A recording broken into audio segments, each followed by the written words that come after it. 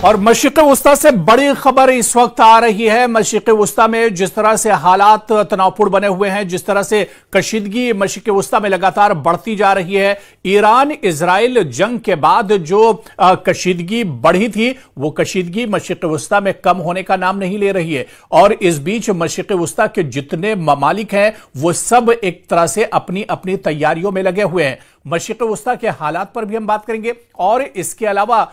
जो बड़ा बयान आया है हिजबुल्लाह की तरफ से उस पर भी हम आपको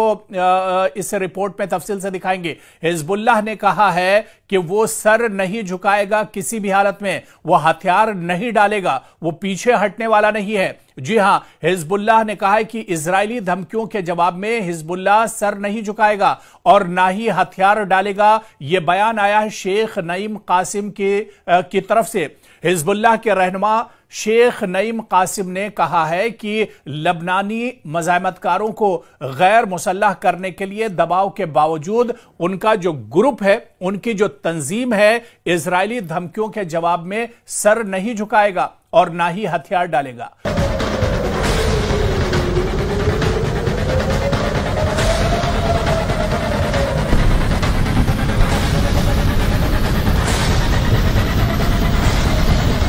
कासिम ने आपको बताते चलें कि हिजबुल्लाह के मजबूत गढ़ बैरूत के जुनूबी मज़ाफ़ात में अपने हजारों हामियों से टेलीविजन पर खिताब किया और उन्होंने अपने इस खिताब में कहा कि यह धमकी हमें इताअत कबूल करने पर मजबूर नहीं कर सकती है। उन्होंने कहा कि बार बार जो धमकी इजराइल की तरफ से दी जा रही है, बार बार जिस तरह से अमेरिका की तरफ से धमकाया जा रहा है, इन धमकियों का उन पर कोई असर नहीं पड़ेगा। यह धमकी उन्होंने कहा कि हमें इताअत कबूल करने पर मजबूर नहीं कर सकती हैं, यह धमकी हमें कमजोर नहीं कर सकती हैं, यह धमकियां हमें पसपा नहीं कर सकती हैं। गुज़िश्ता साल इजराइल और हिजबुल्लाह के दरमियान जंग के बाद इक़्तिदार संभालने वाले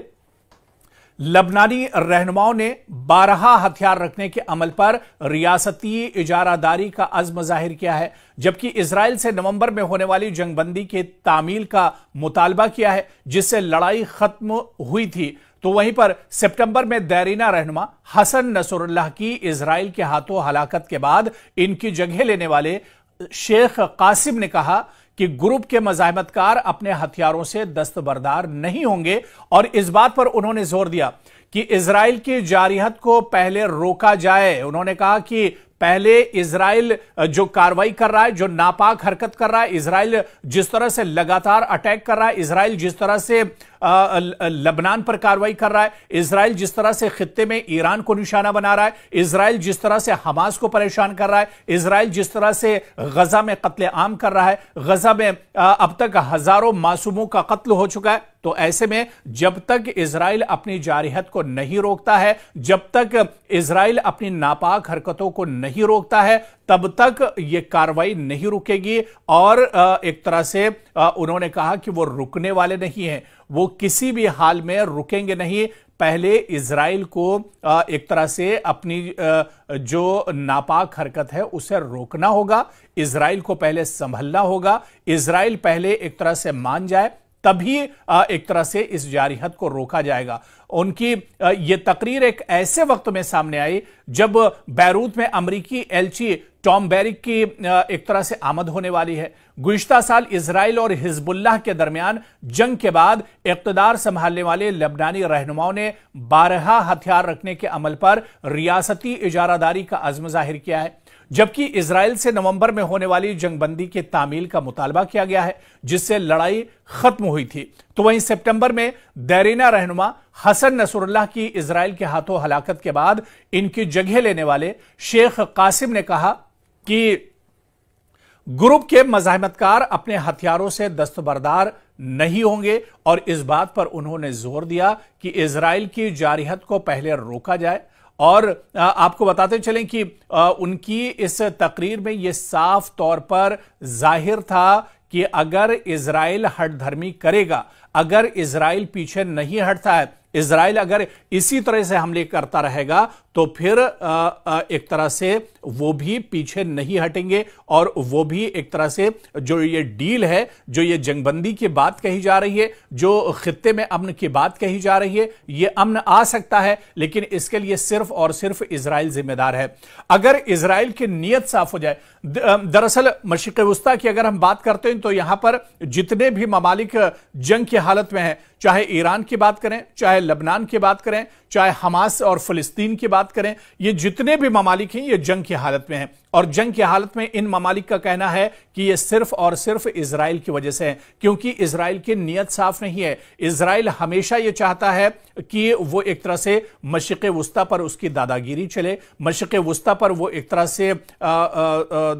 दादा बनकर रहना चाहता है, मशरिक़ वुस्ता पर वो अपना सिक्का एक तरह से चलाना चाहता है, और इसी वजह से ये बात नहीं बन पा रही है। सिर्फ और सिर्फ मशरिक़ वुस्ता के जो हालात खराब हैं उसके लिए इजराइल जिम्मेदार है, या फिर वो इस्लामी ममालिक भी जिम्मेदार हैं, वो अरब ममालिक भी जिम्मेदार हैं जो इजराइल का सपोर्ट एक तरह से करते हैं। और यही वजह है कि इस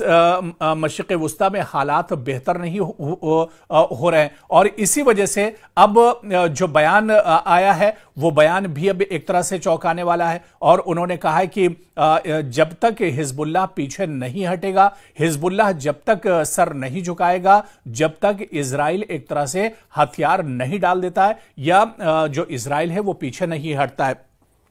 दरअसल हिजबुल्लाह बहुत बड़ा ग्रुप नहीं है, लबनान का एक ग्रुप है, और यह भी कहा जाता है कि हिजबुल्लाह का सपोर्ट ईरान से भी होता है, लेकिन हिजबुल्लाह एक मजबूत ग्रुप है। आप देखिए कि मशरिक़ वुस्ता में हालात बहुत पहले से खराब हैं, सालों से यहां पर हालात एक तरह से खराब और कशीदा रहे हैं, और इन हालात में हिजबुल्लाह हमेशा एक तरह से लड़ता रहा है। जबकि हिजबुल्लाह की ताकत बहुत ज्यादा नहीं है, हिजबुल्लाह बहुत बड़ा ग्रुप नहीं है, हिजबुल्लाह को कोई सरकारों का सपोर्ट नहीं है, लेकिन फिर भी हिजबुल्लाह पूरी ताकत के साथ खित्ते में लड़ रहा है। और हिजबुल्लाह कहीं ना कहीं इजराइल की नाक में दम करके उसने रखा है, और इसी वजह से एक बार फिर से हिजबुल्लाह के जो लीडर हैं या लबनान के जो लीडर हैं, उन्होंने एक बार फिर से कहा है कि जब तक इजराइल नहीं मानेगा तब तक हिजबुल्लाह भी पीछे हटने वाला नहीं है। और मशरिक़ वुस्ता में आप देखिए कि चाहे हिजबुल्लाह की बात कर लें, हमास की बात कर लें, या हूसियों की बात कर लें, ये दरअसल वो ऑर्गेनाइजेशंस हैं, ये छोटे छोटे वो सब ग्रुप हैं जो इजराइल के लिए सबसे बड़ा खतरा बने हुए हैं। हालांकि ईरान के साथ इजराइल की जंग जरूर हुई, ईरान ने इजराइल को बहुत ज्यादा नुकसान पहुंचाया, लेकिन इस जंग के अलावा जो वक्फे वक्फे से इजराइल को सबसे ज्यादा चोट पहुंचाते हैं वो यही ग्रुप हैं, चाहे हमास की बात करें, चाहे हिजबुल्लाह की बात करें, या हूसी लड़ाकों की बात करें। ये जब तब कभी इजराइल के किसी एयरपोर्ट पर हमला करते हैं, कभी इजराइल के किसी बंदरगाह और पोर्ट पर ये हमला करते हैं, कभी इजराइल के किसी जो सिक्योरिटी फोर्सेस के जो ठिकाने हैं उन्हें एक तरह से ये निशाना बनाते हैं, और ये इजराइल को चोट पहुंचाते रहते हैं। और ये सिर्फ इस वजह से क्योंकि इन्हें अपनी हिफाजत करनी है। अगर ये इनका कहना है कि अगर ये इस तरह के हमले नहीं करेंगे तो इजराइल इन्हें